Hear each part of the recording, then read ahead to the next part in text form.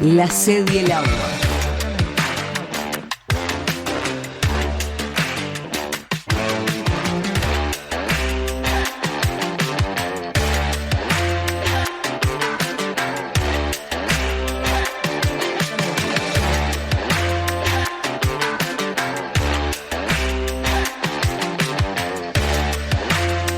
La sed y el agua. Hace apenas un año atrás moría en las inmediaciones de este mismo estadio centenario Diego Posadas, un joven uruguayo que encontrara la muerte como consecuencia de la agresividad y la violencia expresada también en las barras de alientos de diferentes clubes deportivos de nuestro país. Y hace pocas semanas atrás moría en Paysandú, víctima también de la violencia deportiva, un joven argentino. Podríamos preguntarnos, ¿cuál será la próxima víctima? SOS Informe Especial dentro de la sed y el agua se ha presentado como hipótesis de trabajo para esta investigación, ver si realmente existen las barras bravas en nuestro país. ¿Cuál es la relación de los miembros de las mismas con los distintos integrantes del fenómeno deportivo? Si son necesarias, si hay información oculta alrededor de las mismas y cuál ha sido la evolución. Para saber todo esto es que empezamos a preguntarnos el valor histórico que ha tenido la garra charrúa como consecuencia, por ejemplo, de un perfil característico del fútbol uruguayo, y si se ha ido transmitiendo desde la cancha, desde los episodios futbolísticos netamente, a las tribunas, esa fuerza, ese coraje, pero también tal vez muchos aspectos de violencia que esa garra charrúa ha pasado con el tiempo a desdibujarse y a tomar ese sesgo. Por otra parte, nos preguntamos si esa garra charrúa es también necesaria hoy en día para el espectáculo deportivo, así como lo son las barras bravas. La garra charrúa como una forma particular de ver y sentir el fútbol de nuestro país. Cuando la primera disputa de la Jules Rimet en Montevideo en 1930, los uruguayos ya habían inventado la vuelta olímpica. Tras las primeras e imborrables gestas de Ámsterdam y Colombes, el público quiso ver de cerca a los uruguayos campeones, para saludar así no solo la gracia de su juego, sino también la textura y componenda física de aquellos hombres. Por entonces, los hábiles uruguayos ya gozaban de cierta aurea mítica asociada a los antiguos pobladores de su tierra, los indios charrúas. Los yugoslavos, los italianos. Pero históricamente, el relato de la garra charrúa nace en Lima en 1935, cuando uruguayos y argentinos reanudan sus clásicos enfrentamientos, esta vez con el pretexto de festejar el cuarto centenario de aquella ciudad.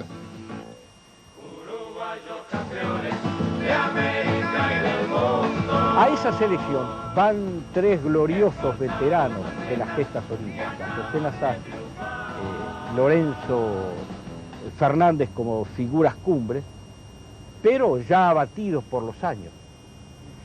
Quieren las cosas que el último partido es Uruguay y Argentina, por entonces taitas absolutos de América y del mundo, por lo tanto cierra el certamen. Argentina llega invicto con todo el favoritismo de la prensa, de todo el mundo, y Uruguay gana 3-0. Quieren las cosas que en ese momento se realiza en Lima con una profunda raíz de las razas nativas del continente, una exposición precisamente sobre los incas. En eso a alguien se le ocurre, no se sabe quién, crear la expresión que fue un triunfo de la garra charrúa. Tú me citabas la final de 1950 como paradigma de la garra. No sé si es así. Si la garra la entendemos como en el contexto espiritual, no agresivo, no compadre, no alevoso, entonces sí. Viene avanzando Julio Pérez frente a Danilo. Buscó un gol en mano a mano, no lo logró todavía. Viene hacia atrás, molestado por Jair. Colocó el pase para Odulio. Odulio en la punta derecha a Guilla. Viene avanzando Guilla frente a Vigores. Allá lo trabó Vigores. Salió Guilla con la pelota en el área. Colocó el pase. ¡Gol! Gol de Juan Echafino. Colocó el centro Guilla. Recibió Juan Echafino dentro del área. Empató Uruguay. El fútbol uruguayo está asociado a la garra y asociado a la figura de los caudillos. ¿Por qué? Y esta patria, que fue nación antes de ser patria, está gestada alrededor de la figura de un caudillo, es mi interpretación. El fútbol repite el ser social del país. El país es conservador. ¿Por qué el fútbol habría de renovarse briosamente cada año? No. Es un producto de la cultura del país. Hay un fútbol en Brasil distinto, hay un fútbol en Argentina distinto. Se puede decir a grandes rasgos que no hay ningún gran equipo de club uruguayo ni selecciones triunfante, exitoso, que haya quedado en la historia, que no haya tenido un gran líder. Es fácil hacer memoria, invito a la teleaudiencia a pensar, cuando perdemos los líderes, perdemos el liderazgo. Gran parte de la savia exitosa del fútbol nuestro, ¿verdad? Julio Pérez a Guilla le saca ventaja al capitán Rigobert, entra al área buscando el tiro,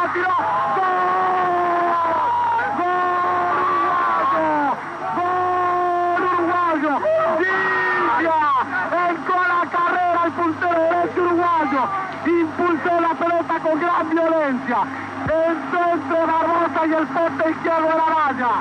Está ganando Uruguay frente a Brasil aquí en Río de Janeiro.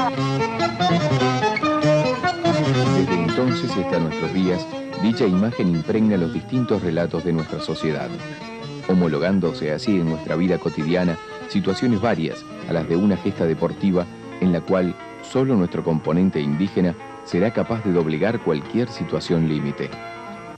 ¿Lo que se quiere decir cuando se habla de la garra charrúa y a qué se refieren? ¿Y qué fue lo que se tuvo en su época? ¿Por qué se ganó?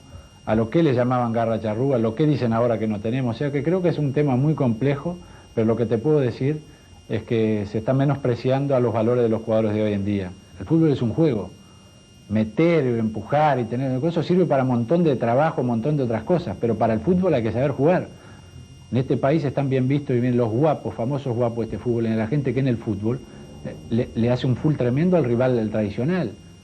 No está felicitado el jugador que hace una gran jugada, sino el que le pega la mayor patada al rival de mayor nombre del adversario. Ese es el mayor aplaudido dentro del estadio. Pero todo el entorno es agresivo, y entonces que es imposible que si no se cambia la estructura general del fútbol y que se empieza, lo que te digo, que el fútbol sea jugado, que una vez por todas nos olvidemos el meter, la garra, no, que juegues al fútbol y que defienda los 90 minutos cada uno de su equipo, intente ganar, que ese es el verdadero guapo, el que durante todo el año entra a la cancha a intentar ganar. Por la forma de cambiarla, sin hacer una de más. Por esa comba exquisita que se anticipa al azar. No se sabe con qué pie se desmarcará otra vez de las canillas del back en su camino a la red. El fútbol es un producto de consumo y hay que tener la suficiente cautela, la suficiente mesura para ver lo que se escribe, lo que se dice, porque el fútbol aquí no es un deporte, es muchísimo más. El uruguayo no es tan aficionado al fútbol como parece. Habla mucho de fútbol, le gusta mucho el fútbol, discute mucho de fútbol, pero no va al fútbol como va el argentino, como va el español, como va el italiano.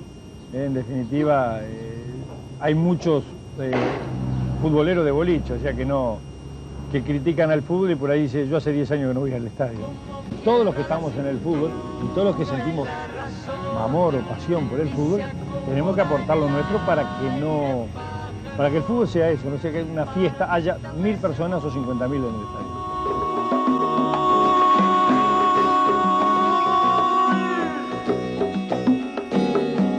Al olvido. Yo creo que la identidad está claro, la identidad es el fútbol uruguayo siempre un fútbol vehemente, un fútbol de ir para adelante y de querer siempre ganar y de no entregarse nunca. Pero una cosa es la garra, la identidad del fútbol uruguayo, y otra cosa es la patada alevosa, perdóname la expresión, como se ve muchas veces aquí en nuestro propio medio. Entonces creo que se han cambiado los roles, se han equivocado, se han pasado, me parece, de rosca, ¿no?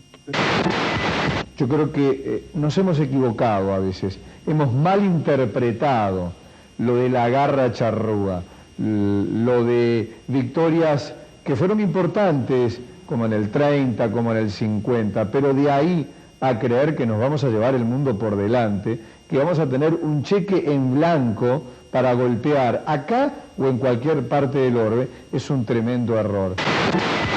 De repente la culpa no solamente la tuvo el jugador, la tuvo el entorno y la tuvo el contrario, que ha buscado en el jugador uruguayo hacerle perder esa identidad diciendo la garra charrúa es asesina dentro de la cancha.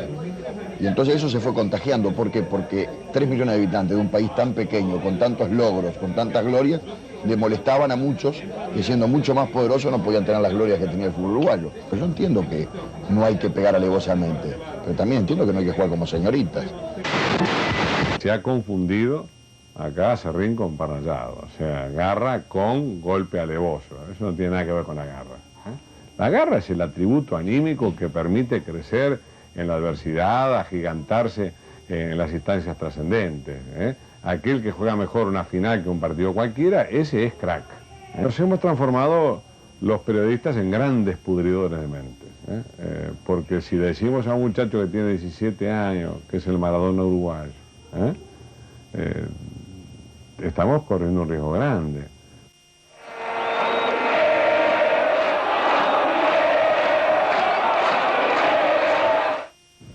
Amigos, creíamos imprescindible detenernos a analizar cuál ha sido el rol histórico de la garra charrúa y su relación con el fútbol uruguayo.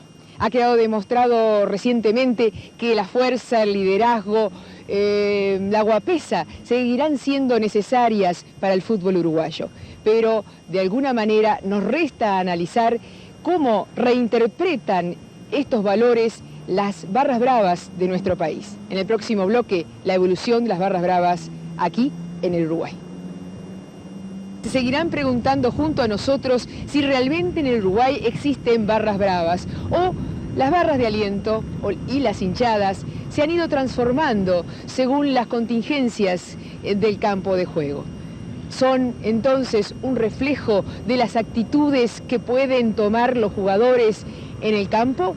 De alguna manera, también se puede constatar que las diferentes hinchadas o barras bravas en nuestro país tienen características que son particulares según a los equipos que pertenezcan.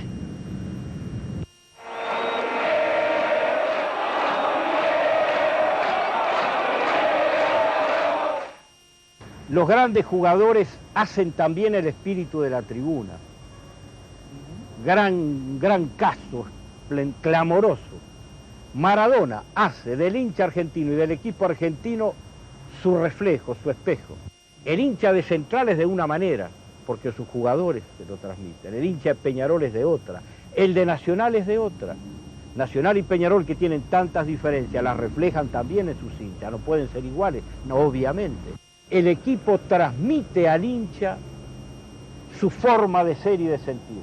Pasional, fría, en fin, todo eso, temeraria, loca.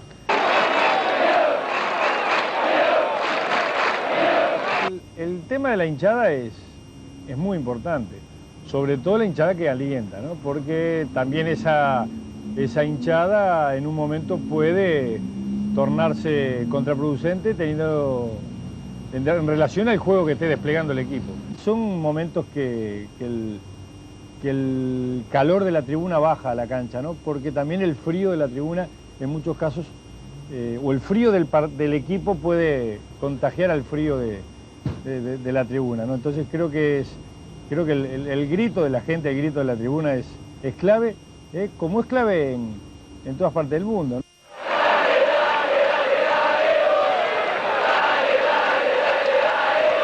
Es lógico que nos encanta que la hinchada esté saltando y que esté incentivando. Lamentablemente creo que también hay una equivocación con lo que es el incentivo y el aliento hacia el equipo. Yo creo que siempre los jugadores y la hinchada creo que hay un filo, una identificación desde sus comienzos, ¿no? Yo tuve la felicidad de que de mis comienzos la hinchada de Nacional se identificó con el de León defendiendo a Nacional y cómo lo defendía Nacional.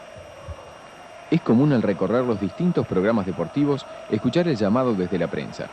Hay que llenar el estadio para sacar entre todos el partido.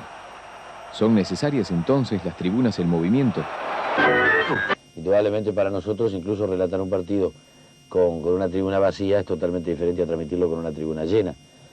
Está claro que el jugador de fútbol necesita la tribuna, la necesita que la aliente. Siempre se dice que el jugador número 12, o sea que según cómo vaya la tribuna también a la cancha, ¿no?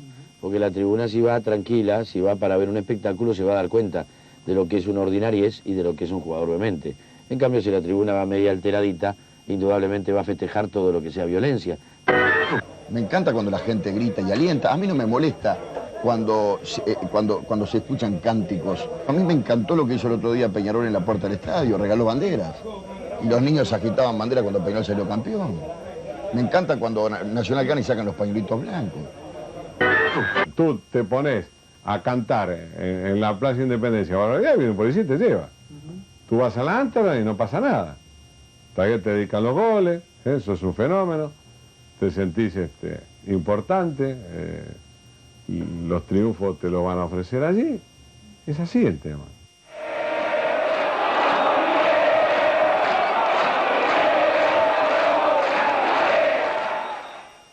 Pese a ser un momento histórico, pautado por la represión y el control social de las expresiones públicas, la década del 70 marcaba los primeros indicios de expansión y crecimiento de estos grupos. La tribuna Ámsterdam, dividida en dos, aún demostraba cierta capacidad de convivencia entre las dos parcialidades.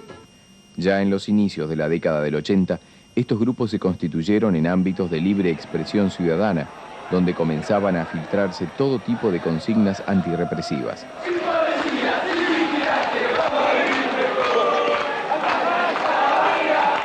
El nuevo tiempo democrático canalizaba así, en este tipo de manifestaciones, demandas originadas en otros ámbitos de la sociedad, encontrando los distintos estratos juveniles un lugar para el escape y la libre manifestación de su natural rebeldía. Pero pronto los límites se tornaron difusos. La rapidez del fenómeno generó múltiples comentarios desde la prensa. Habían llegado al Uruguay las tan mentadas barras. Ya no solo eran de aliento, ahora les llamaban barras bravas.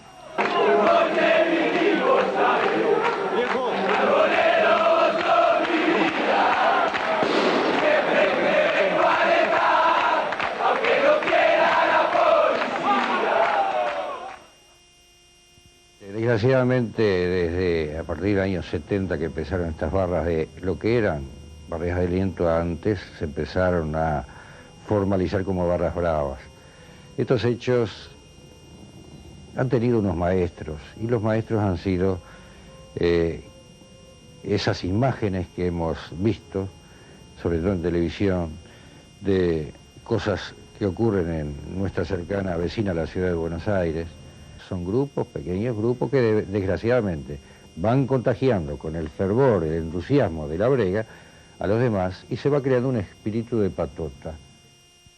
La barra brava, los muchachos de la Ámsterdam, le dan la sal y pimienta al espectáculo.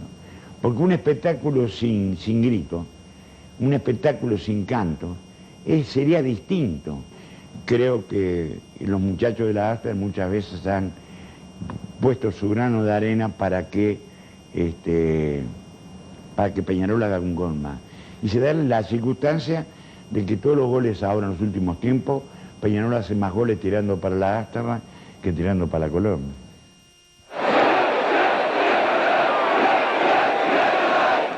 Yo no creo que tengamos barras bravas, no creo que tengamos. Creo que hay barras, hay grupos que van a alentar siempre y que cumplen determinados ritos, que hacen determinadas cosas.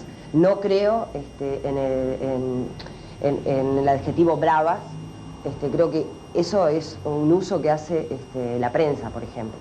Para mí las barras de Nacional y de Peñarol no son barras bravas.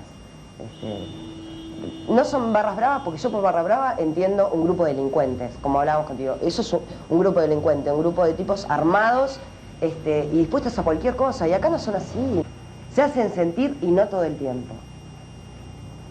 Yo diría que Nacional no tiene barra brava. Nosotros la hemos, prácticamente le hemos restado el apoyo total. En el 92 tomamos una resolución de no apoyarlos más. Y bueno, tiene gente que va a gritar por Nacional. Yo quiero que la gente vaya a gritar por Nacional. Para mí la Barra Brava es un nombre que en Nacional no existe.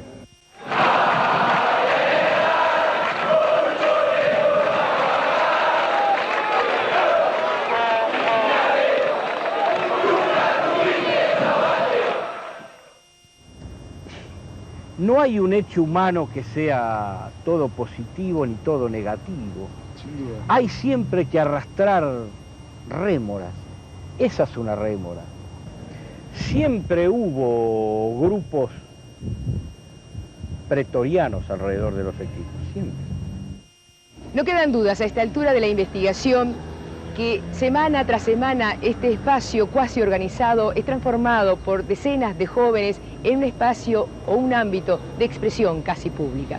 Pero aquí muchas veces no es un simple juego, sino que es realmente la expresión de profundos sentimientos que pueden expresar carencias y necesidades que se generan en otros espacios ajenos al deportivo, tal vez los familiares, los sociales, donde muchas veces se puede hasta dar la vida en este apasionamiento, como lo recordábamos al comienzo del programa. En el próximo bloque iremos a la conexión de las barras bravas con la dirigencia y la óptica que tiene de este fenómeno el periodismo deportivo, con un discurso muchas veces opaco o poco claro.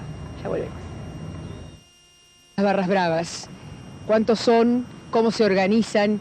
¿Qué piensan? ¿Qué sienten? ¿Cómo se relacionan con la dirigencia? Esto último es bastante difícil de comprobar porque muchos dirigentes niegan tener contacto alguno. Sin embargo, algunos otros admiten, sí, cierto relacionamiento. De alguna manera, los dirigentes que entregan entradas de favor se están asegurando gran parte del espectáculo, en tanto el aliento puede ser determinante, no solamente para el mismo, sino para el triunfo de su equipo.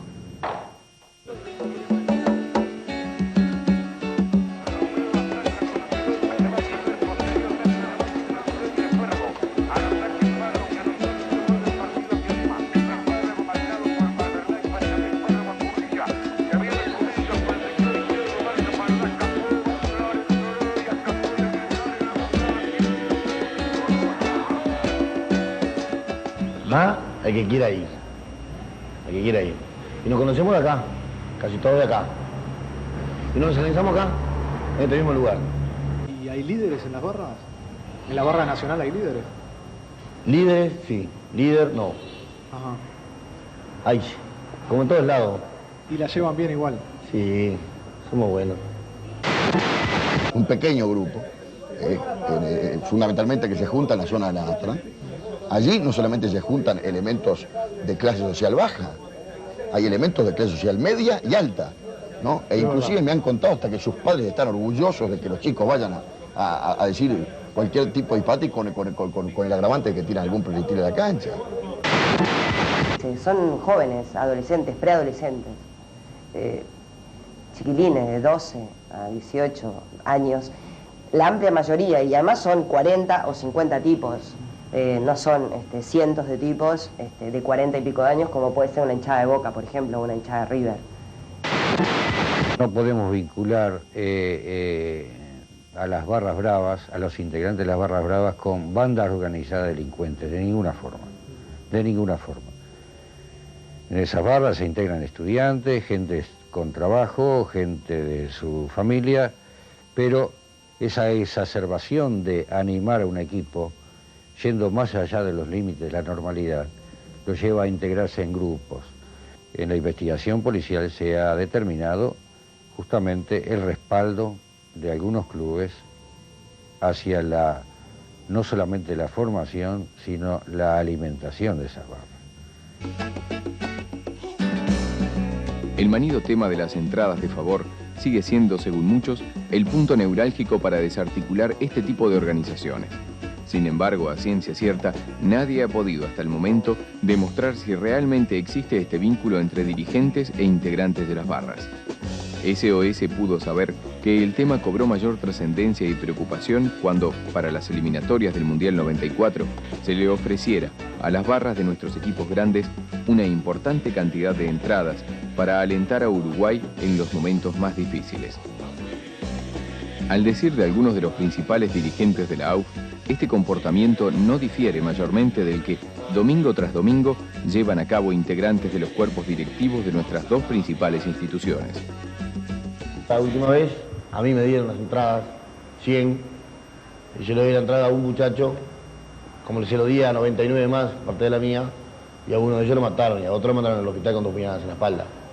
La responsabilidad es yo del que mató al pibe, pero no de los dirigentes que nos dan entrada, para nada. Creo que es necesario que haya una gente que no es alquilada, pero vamos a gritar, bueno muchachos, ustedes diríjame toda esa multitud para que griten, porque sin gritos, sin hinchada, fútbol no existe. Por un lado están los que dicen que reciben las entradas de los clubes. Estos lo niegan. Dicen que oficialmente ellos no proporcionan a nadie, que a veces son allegados o que son mecenas los que entregan estas entradas gratuitamente a estos grupos de partidarios. Yo he dado plata a veces a algunos muchachos, incluso de esos que van, que dicen, porque dicen, mire, me falta en plata para las entradas, y de repente da 200 pesos. Pero eso no es hacer, no es una, ni apoyarlo ni nada, es apoyar porque uno dice, bueno, soy hincha nacional, y uno le da el gusto de regalarle siempre 100 o 200 pesos. Pero la institución no está en condiciones de dar plata para las entradas y no la da. Además lo ha resuelto no darlas. Ellos pueden decir lo que quieran, pero yo voy a reiterar, que a ver quién dijo que le dimos plata a la barra nosotros. Nosotros no damos entrada, y esto es así. Y nosotros, yo personalmente, yo conozco ahora, empecé a conocer a algunos de los muchachos de la Barra Brava, pero yo no los conocía hace 2 años. No los conocía, tanto es así que los muchachos de la Barra Brava apoyaban a otro candidato en las elecciones de Peñarol, y yo era el enemigo. Alguna vez pasé por donde tenían en la calle Cerro Largo y Piedra Alta, que tenían el comité central, y pasaba yo yendo para Peñarol, por ejemplo, y me gritaban cosas, como si yo fuera japonés, no fuera de Peñarol.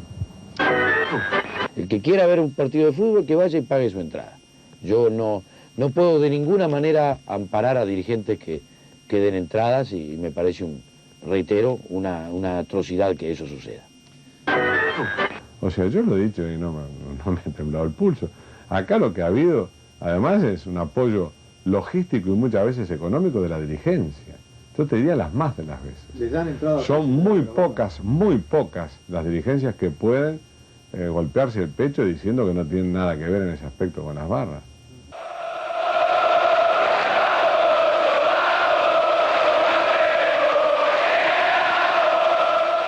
Yo creo que mientras las barras sean identificadas como barras de aliento al equipo, no las equivocaciones que hay por muchos lados, que hay gente que no merecen estar dentro de las barras, gente que sí, y que se han llevado las barras para otros lados, es lógico que creo que si son barras de aliento y están identificadas con el club y tienen un comportamiento ejemplar para el club y lo apoyan, es lógico que si el club puede y no son pudientes los que participan de esa barra, el club los ayude. Pero tendrían que tener ciertos requisitos como para ser ayudados por el club.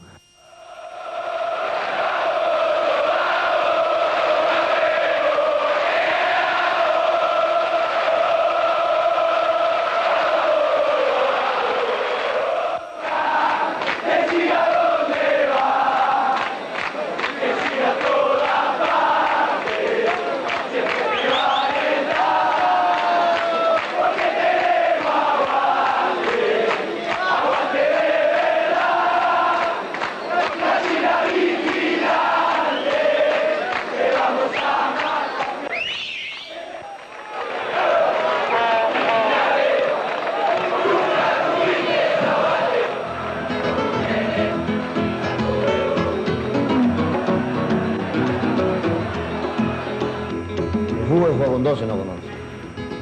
Y los 12 somos 30.000 personas que gritan en la tribuna. Y si esos 100 tienen aliento a todos los demás para que griten, entonces esos 100 son 12.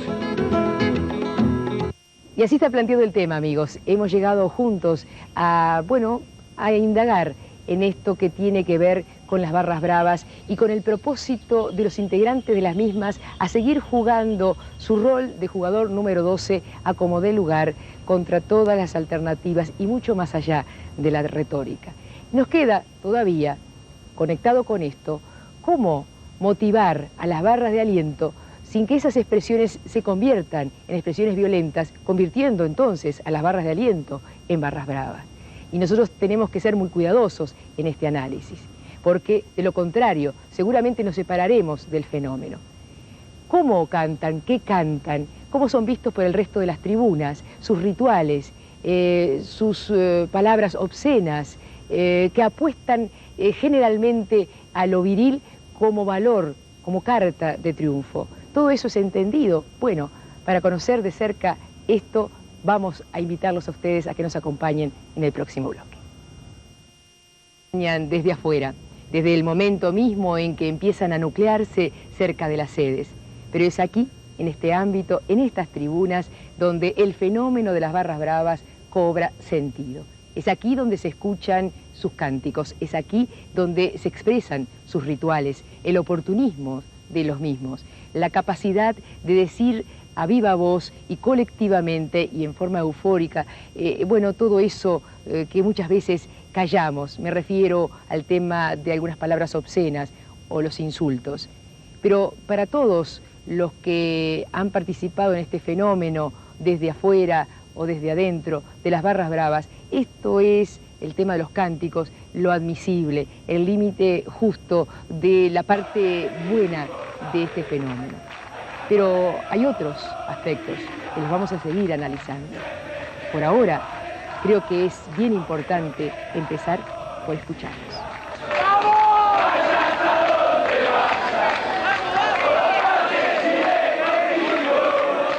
La música de onda o un rock de los 60, la última de Yuya o un melódico de Luis Miguel. Lo cierto es que ningún cantautor está libre de ser reeditado en una nueva versión coreada por los Barra Brava.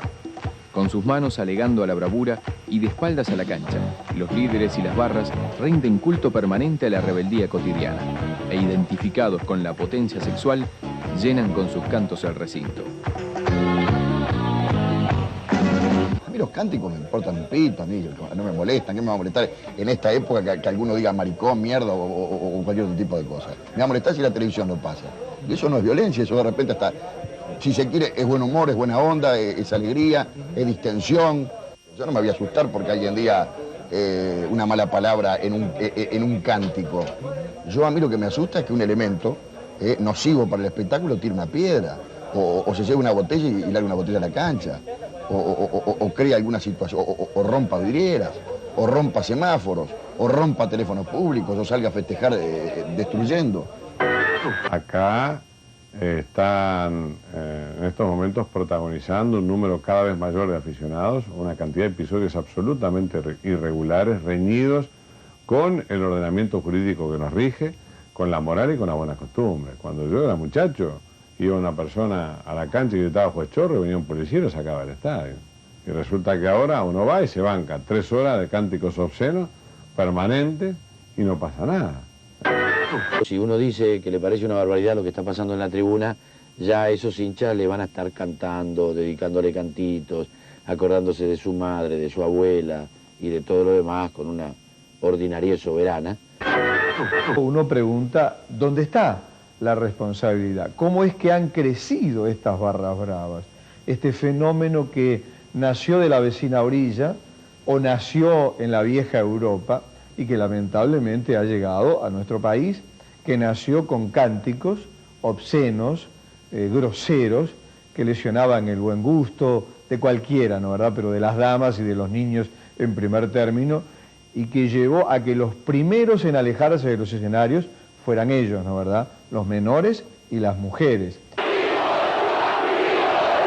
Yo creo que ellos usan palabras que todo el mundo y que toda la gente que va al estadio usa. Que ellos las enraben y las canten, eso es otra cosa, pero en realidad cualquier persona que vaya al estadio probablemente grite cosas peores que lo que gritan ellos o lo que cantan los miembros de las barras.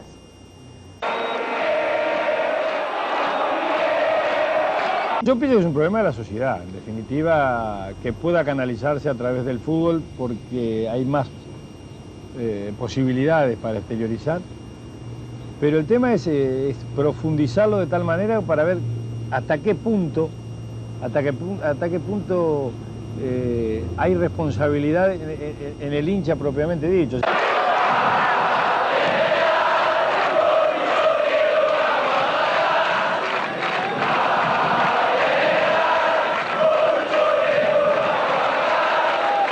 Normalmente las barras pasan más insultando a otros equipos que alentando a su equipo durante los 90 minutos.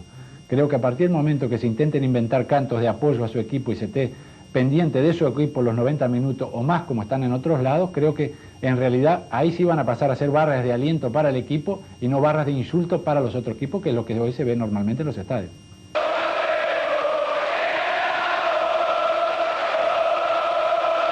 Las barras demuestran como una forma de comportamiento muy masculino, ¿no? Muy de relacionamiento de varones, por a lo que hacen alusión cuando cantan, y por el tipo de insulto que tienen además.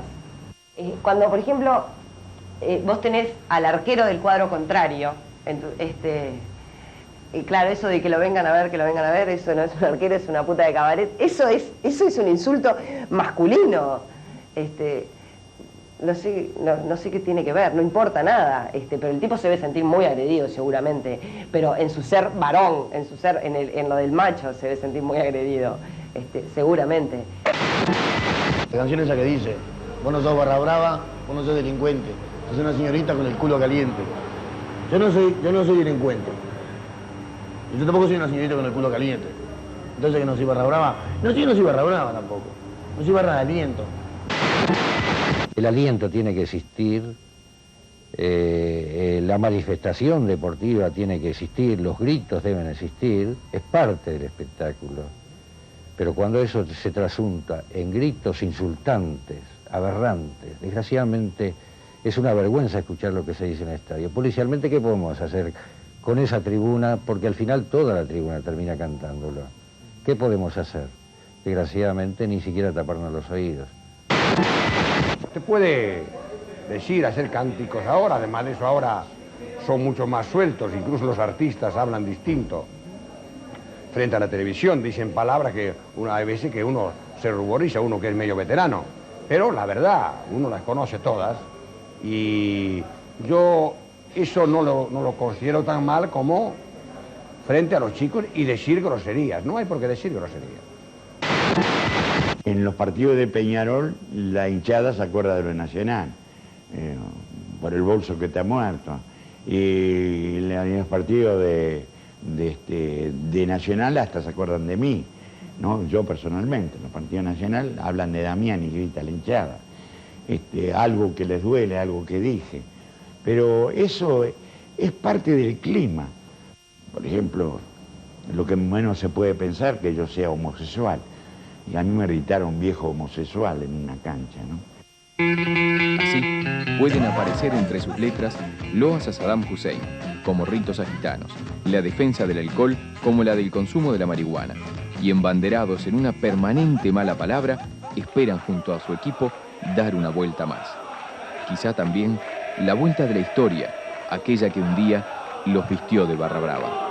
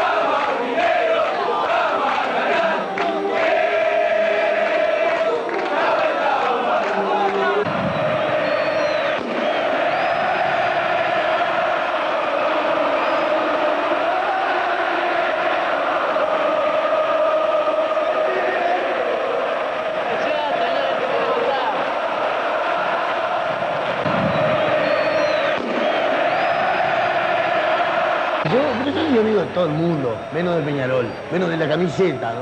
Después me sacan la camiseta, soy amigo también. Pero soy amigo de todo el mundo, menos de Peñarol. Esa es la canción que tenemos. Somos amigos de todo el mundo, menos de Peñarol. ¿No? Claro, a mí me encanta toda la camiseta. A mí me dice, ¿cuál te gusta más, River o Boca? Y miro así y digo, los dos, me gustan los dos. Lo único de diferencia es Nacional y Peñarol. Y Tercer y Rampla, no sé, ¿cuál te gusta más? Es lo mismo, ¿no? Hemos compartido los cánticos, productos todos ellos del ingenio popular. Muchas de las expresiones podrán ser censurables, algunas tal vez tildadas de expresiones reñidas con el pudor. Sin embargo, no son peores que las expresiones que a diario solemos escuchar y que provienen de los propios medios de comunicación. Lo grave está cuando estos espacios se convierten en espacios de violencia explícita, donde se depositan tensiones, frustraciones, hábitos que no tienen nada que ver con el espectáculo deportivo en sí mismo. La rebeldía aumenta cuando recordamos la muerte de Diego Posadas, que es simplemente una más de las que ha cobrado el fútbol. También cuando recordamos las agresiones que víctimas inocentes han tenido que sufrir. Por eso, amigos, también tenemos que analizar profundamente el rol de la prensa deportiva y de los medios de comunicación. Con el caso Diego Posadas, son 5 los muertos que registra la historia negra de nuestro fútbol. El antecedente más próximo fue la muerte de Washington Castro, exfutbolista e hincha del Club Hazañas. Castro perdió la vida cuando un caballo de la Guardia Policial aplastara su cabeza en el intento de poner fin a una reyerta entre hinchas del Club Hazañas y del Club Villa Teresa. Aquella muerte debió haber sido el último aviso. Sin embargo, la fatídica tarde del 12 de junio de 1994 caía en las afueras del estadio el primer hincha a causa de enfrentamientos entre las barras de Peñarol y Nacional. Diego Posadas, de tan solo 16 años, es la piedra de un escándalo que se produce en todos los niveles de la sociedad. Hay una cosa que es lo del doble discurso, ¿no?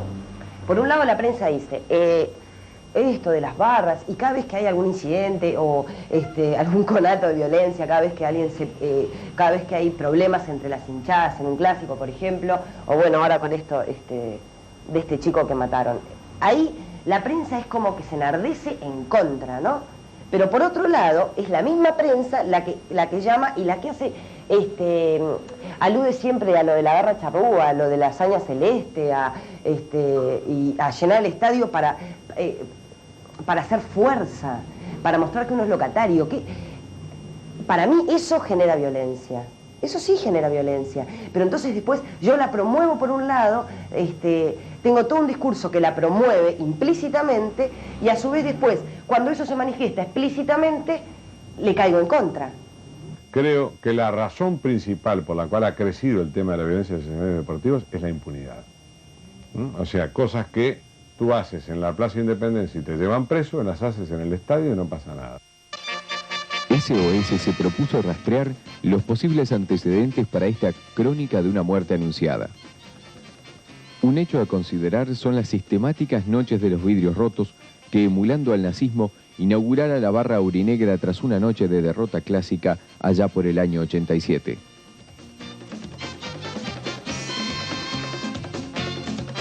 Clásico tras clásico, en el triunfo o en la derrota, la barra aurinegra prometía desde la tribuna volver a atacar la sede tricolor, hecho que se consagraba finalmente en el apedramiento del local de la calle 8 de octubre. Bueno, no es la parcialidad de Peñarol. Es un grupo de muchachos que salen del estadio contentos, pasan por Nacional y evidentemente en los partidos de Peñarol la hinchada se acuerda de lo de Nacional, por el bolso que te ha muerto. Yo no me romper vidrio a nadie. Tampoco cada vez que gane tengo que venir a la sede a cuidar los vidrios. No seas malo. Déjame ganar una vez. No, entonces no. Que no nos dejan ganar. No puede ser. Las roturas de vidrieras se han tornado desde entonces en un componente tradicional de nuestro paisaje deportivo, habiendo encontrado su punto más alto en los festejos aurinegros del Campeonato 94.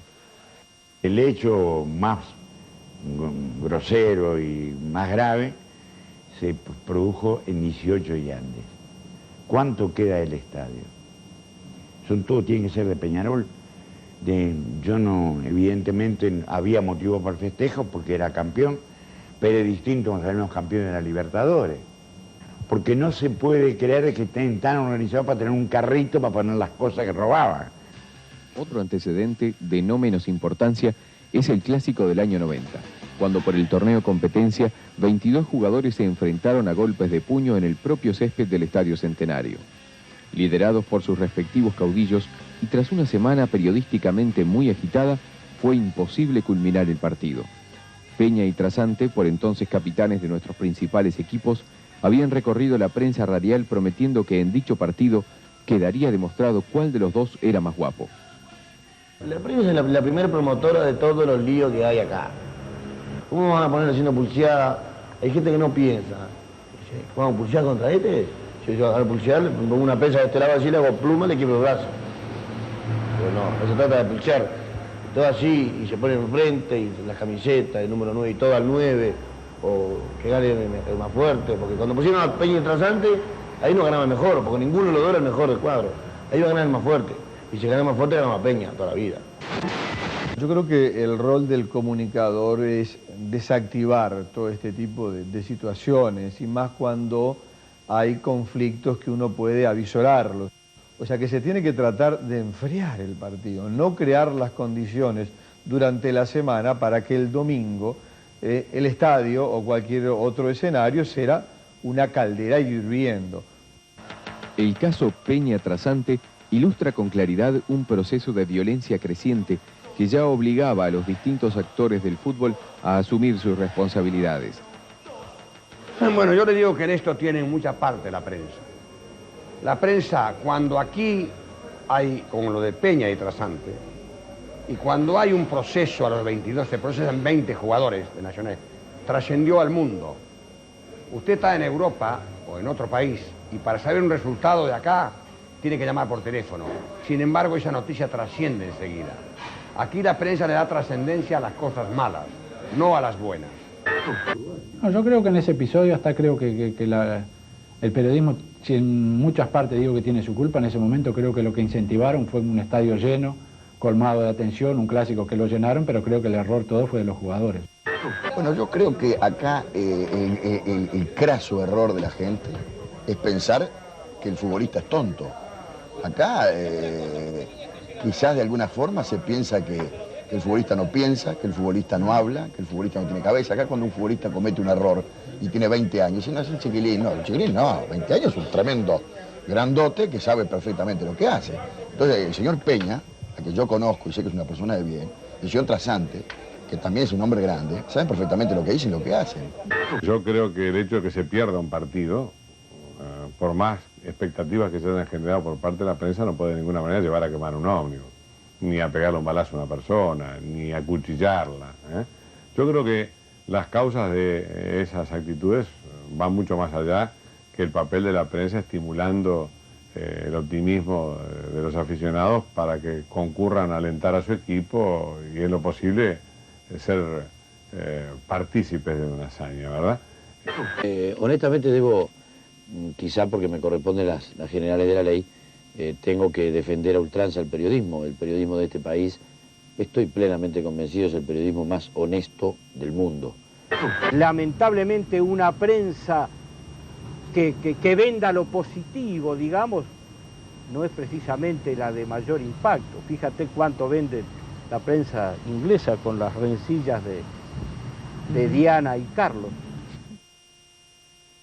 Que tome la violencia, desde el estado de los campos de juego, de los gabinetes higiénicos, pasando a las agresiones, los insultos, las verbalizaciones y exageraciones provenientes de los comentaristas deportivos. Cualquiera de estos elementos puede ser la mecha que detone un futuro incidente. SOS quiso detenerse una vez más en estos hechos. Hay una violencia que se retroalimenta, hay una violencia que va de la tribuna a la cancha, pero está la otra a la que usted me hacía referencia, está la violencia de los contendores, está muchas veces la violencia de los gladiadores en el terreno de juego, y eso sube, eso inevitablemente llega a la tribuna. Y dice, perdónenme, señoras y señores, pero tengo los testículos en la garganta, dijo. Eso es violencia. Eso es violencia. Ordinario. Eso es violencia. Y vos le dices, el tipo que está con la radio acá, vos le gritás, ordinario a un jugador. El tipo está escuchando. Y después, automáticamente, ese jugador, haga lo que haga, a partir de ese momento es ordinario. El gran problema es que yo con mis palabras no lastimo a nadie. Y seguramente aquel de la barra brava que está tirando una piedra puede matar a una persona. Yo con mis dichos que solamente tienen una onda de buen humor y una onda de buen espíritu y de alegría, yo lo único que creo que aquel que me escucha de repente puede, si tiene alguna amargura o si está aburrido, capaz que esbozar una sonrisa. Nunca jamás esbozar un odio o una bronca, porque yo no trato de despertarla.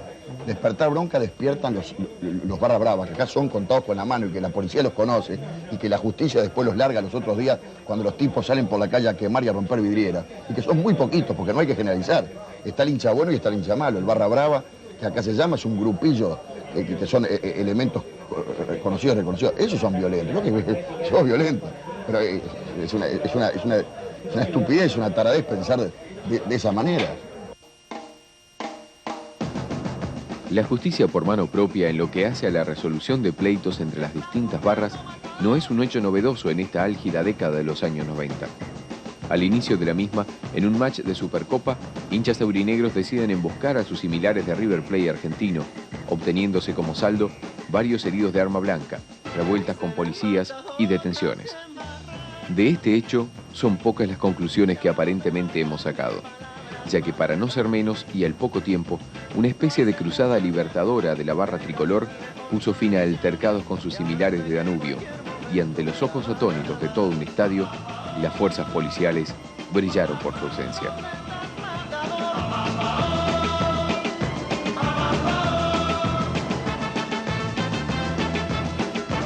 SOS no pudo dejar de preguntarse si acaso el fútbol en los tiempos que corren no es en sí mismo un espacio legitimado para descargar violencia.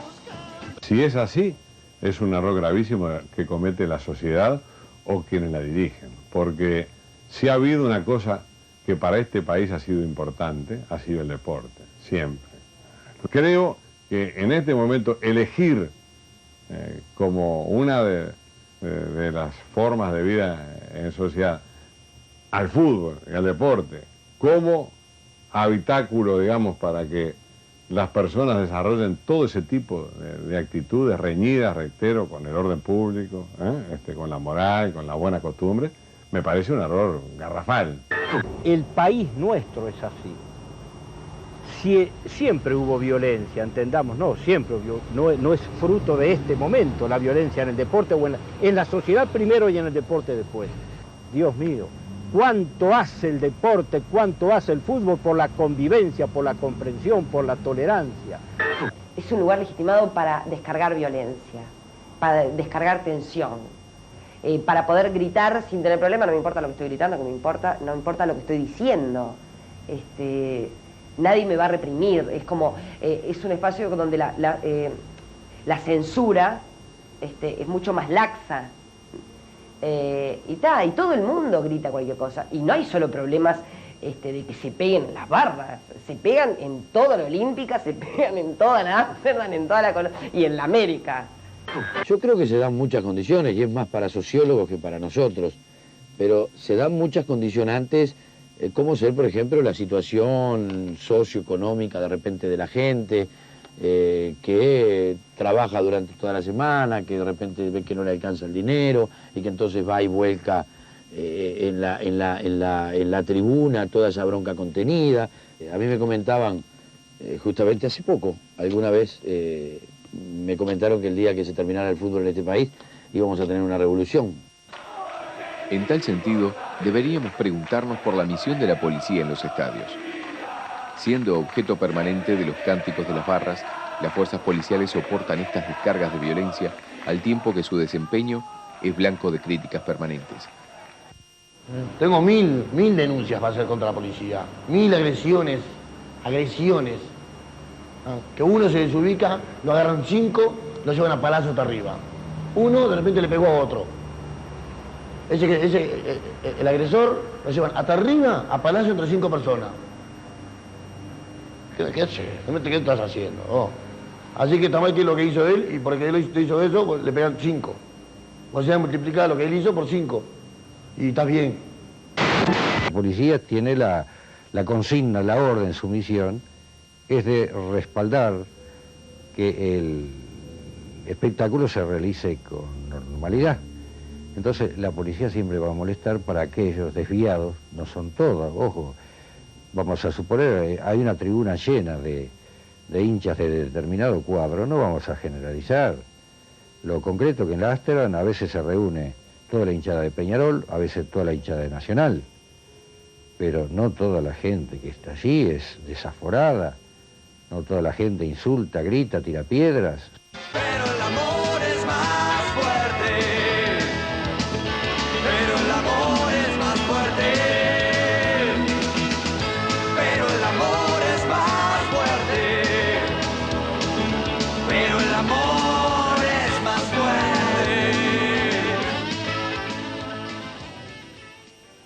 Reconfirmamos una vez más que el doble discurso también está vigente en este tema. Por un lado, se denuncian los excesos de la policía. Por otro lado, se le exige a la policía mayor intervención, fuerza y represión. Ambas posturas parecen estar totalmente separadas, irreconciliables. Señores, ¿no habrá llegado el momento de ponerse de acuerdo? Y vamos ahora a ocuparnos de uno de los objetivos que nos planteáramos al inicio de esta investigación. ¿Existe información oculta en torno a las barras bravas cuando se producen detenciones de algunos de sus integrantes? Es fácil y corriente oír el comentario que cuando son detenidos los integrantes de las barras bravas entran por una puerta y salen por la de atrás de mano de algunos de los dirigentes. Por primera vez en años, los nunca bien vistos barras bravas se encontraban frente a frente en los calabozos haciéndose responsables de los lamentables sucesos acaecidos. SOS creyó oportuno indagar sobre aquellos instantes de reflexión. Éramos 7, 3 de Nacional, no voy a decir los nombres porque empiezan al cohete, 3 de Nacional y 4 de Peñarol. Estuvimos todos presos primero en la 9ª. Habíamos fue a buscar 3 policías de homicidio en mi casa. En mi vida maté un pájaro con una onda. Y cuando estábamos adentro ahí, entre los muchachos, estábamos bárbaros. El primero fue medio de tirantez la cosa. Pero luego cuando teníamos hambre, los 7, había un pedazo de pan. Tomá, tomá, tomá, tomá y tomá.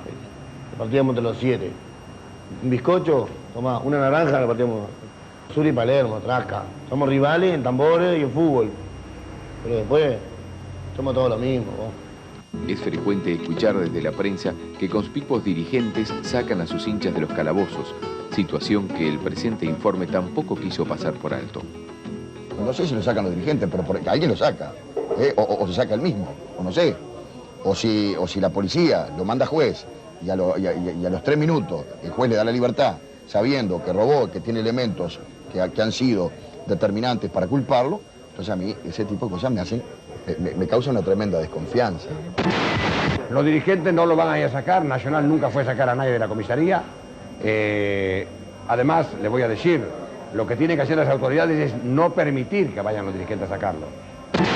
El ciudadano común de este país percibe después de una situación de esas es que ha habido un gran escándalo, que lo ha visto por televisión, en sus proporciones, en el grado de deterioro de las instalaciones físicas de un determinado lugar, que hay determinados detenidos, le dicen de repente tantos detenidos, yo lo he visto, 34 detenidos, van todos a juego y salen los 34 en libertad. No, de ninguna forma puedo permitir eso. De ninguna forma puedo permitir esto porque persona que es detenida por la menor falta, y si es un delito más, se le registra, se le da entrada y se le somete a la justicia, tanto al juez penal o juez de menores, según sea mayor o menor, o el tribunal de falta si es por una falta establecida en el Código Penal. Estos son actos personales. Yo personalmente nunca fui a una comisaría a sacar, porque no me llaman. A esta altura de los acontecimientos, son varios los desfasajes entre el discurso de los actores y la verdad de los hechos. ¿Acaso siendo tan pocos, existe en torno al tema información oculta?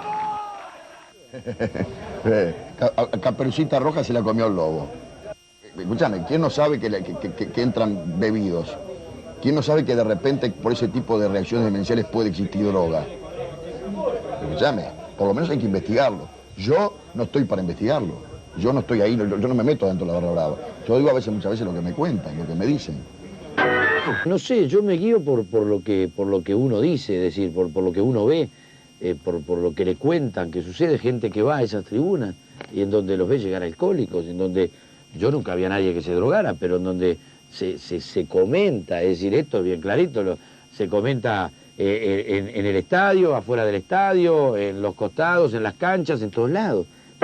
Lamentablemente acá me queda la sensación hasta hoy de que la gente no tiene idea de la magnitud de este problema. Yo he ido varias veces al Poder Legislativo. Un día le dije al presidente de una comisión de la Cámara que estaba haciendo dibujitos en un papelito que tenía delante. Le digo, señor presidente, ¿usted es consciente de la magnitud que tiene este tema? Le digo, mire que acá, donde usted escarbe, se va a encontrar con una cantidad de sorpresas, porque acá hay mucha gente que intervienen de diferente manera en este asunto, ¿no? ¿Qué hacer entonces a la luz de los presentes comentarios? ¿Dónde están las responsabilidades? ¿Es tan brava la situación como se presenta? Acá hay que ser muy claro.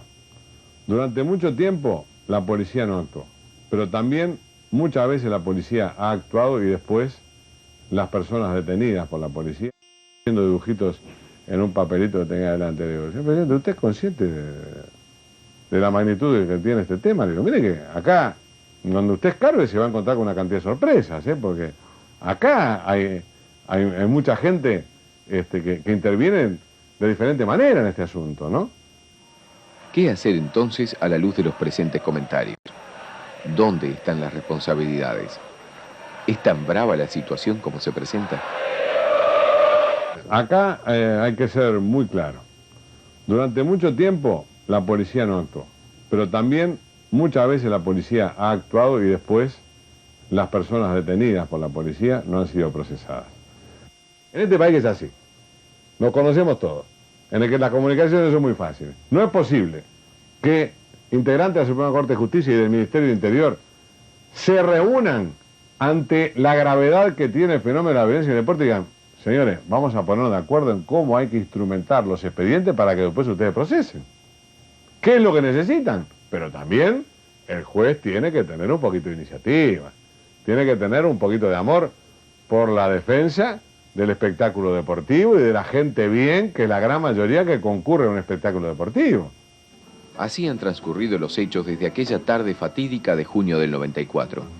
Y mientras algunos esperan el desenlace fatal de una revancha, otros parecen haber aprendido la lección. Yo revancha no quiero con nada, yo quiero que me dejen ganar, si gano, que me dejen alentar, que me dejen disfrutar. Y si ganan ellos, yo me voy a llorar a mi casa tranquilo, aparte que lloro a veces. Yo me voy tranquilo para mi casa, que me dejen disfrutar cuando tengo la oportunidad.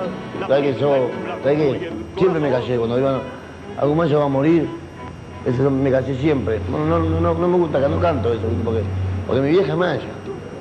Y si matamos todos los mayas, tenemos que matar a mi vieja. Eso no estoy ni ahí. Vamos a respetarnos un poquito. No nos respetan. El problema es de ellos, no nos respetan. El problema es de ellos, no es mío.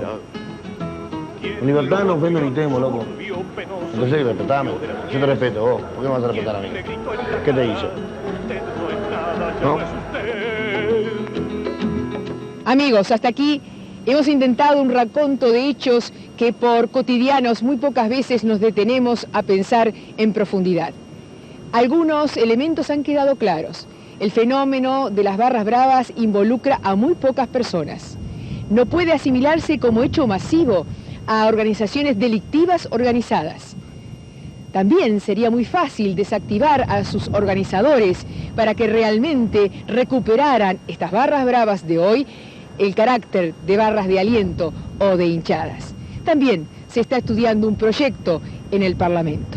Nosotros aspiraríamos a que ese fair play que Uruguay se ganó en la cancha jugando al fútbol se transmitiera a las tribunas y desde allí recorriera nuestra sociedad. Se me hacía tarde, ya me iba. Siempre se hace tarde en la ciudad. Cuando me di cuenta estaba vivo. Vivo para siempre, de verdad. Hoy compré revistas en el metro. No pensaba en nada, nada más. Ay, Guinness es un juego. Todo empieza siempre una vez más. Y a rodar, y a rodar, y a rodar, y a rodar mi vida. Y a rodar, y a rodar, y a rodar, y a rodar mi amor. Yo no sé dónde va, yo no sé dónde va mi vida. Yo no sé dónde va, pero tampoco creo que sepas vos.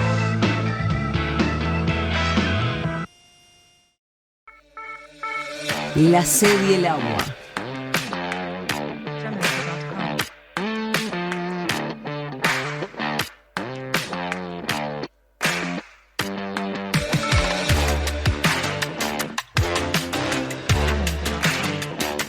La sed y el agua.